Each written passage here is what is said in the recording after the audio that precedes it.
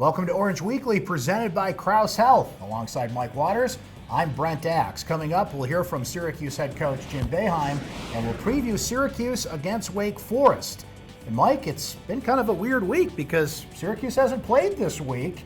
Took a week off after that loss to Duke on Saturday at the Carrier Dome. And Mike, that game continued what is a bit of a concerning trend for Syracuse in that their three-point shooting has taken a bit of a dip. What do you think is the main reason for that? Yeah, well, Duke was the fifth straight game where Syracuse has shot under 31% from three-point range, and that's not the way this story was supposed to go earlier in the season. This was going to be a Syracuse team that was going to rely on the three. You had three excellent three-point shooters in Elijah Hughes, Buddy Boeheim, and Joe Girard. But teams are aware of that, and they're also aware that Syracuse, for a long time, had no counterpunch if you came out and pressured them around the three-point line and made them do something else. There was really nothing else that Syracuse could do.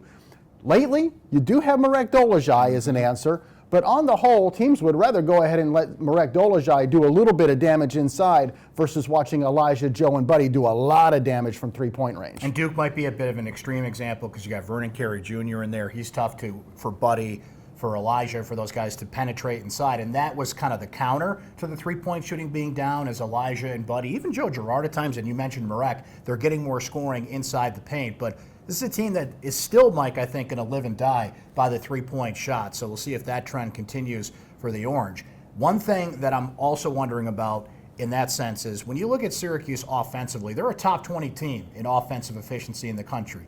Defensively, though, Mike, they're 150 at or abouts in the KenPom ratings right now. Do they have time for that number to improve, and do they have time for the zone defense to once again kind of be this hallmark, be this benchmark of what Syracuse basketball is? Nah, this year's Syracuse zone is nowhere near as good as it's been in past years. Now, they can continue to try to get better, and I think they can. A large part of it is how's Barama Sidibe playing in the middle, and is he in foul trouble or not? If he has to come out of the games, now you're asking Marek to go in there. You're putting a freshman in Quincy Guerrier out on the floor. The guards, as tough as Joe Girard and Buddy Boeheim are, especially on offense, and they really work hard on defense, they're not the type of athletic, quick, long guards that we've seen at the top of the zone when the zone's been really good. Michael Carter-Williams, Brandon Trish, Jason Cipolla, Lazarus Sims. So these are the guys that make it good. The zone is what it is pretty much this year, and Syracuse is just going to have to make up for that in a lot of other areas. Win the turnover battle, do better on the boards than they've been, and do well offensively. No one's saying play man-to-man defense, no, by the way. No one's saying that. They'd be worse than man-to-man probably, but it's a team that's just going to have to be more offensive-minded going down the stretch. They played a lot of close games in that 5-game winning streak before Clemson beat them.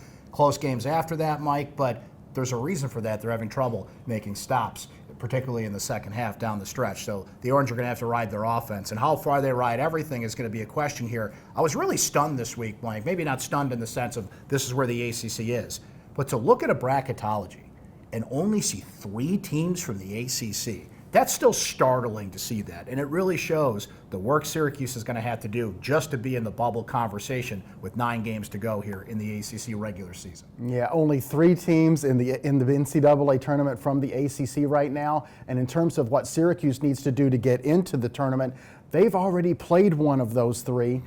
Duke lost. They have only 2 more at Louisville, at Florida State. They don't get 2 games against any of the top teams, so that means fewer opportunities to snag one of those major victories that you usually need to help build your resume. So what Syracuse has to do is they really have to beat either Louisville or Florida State and then stack wins in all of these other games, and it's not going to be easy. They still have road trips to Pitt, BC, and Miami on the schedule. None of those are going to be a place where you can walk in and just say, we're winning the game. Those teams are all tough on their home courts. Pitt might end up being a quad 1 game, but it's what you said, Mike. Those big-time, top-of-the-line ACC wins is what Syracuse has to go after.